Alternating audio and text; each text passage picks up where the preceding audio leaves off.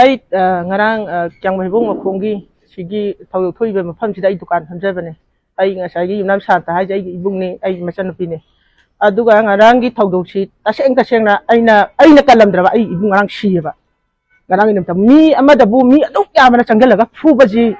si karamba adu thuri ba mi je kana go mi among na aramba ngatane ai sa an pa aramba yawe ai sa aramba yawi bi cha je ai mamang de hai aramba sis mai to pot amani adu ai tarang isa bu nang jawganu hai de isa sa lan da ku je ba taseng desna na hangai ai ngarang law ba ma choi me am mamang de law me ba ina aramba hari ba pot si bu ta shi na ba tham ba pot la aramba hari le ba ngak pu gi le targa di le ba ngak pu gi pot lai biu adu na tan bu ta yaw ga mi bu sa je ha na ba tar pot ba ke masi karam ba kan no na ina law mi ngarang mangon de phuri ba sai ba me am je aramba ngak ta ni shi pot si ma ai ni isa mang na hating na jeng na ba pot ne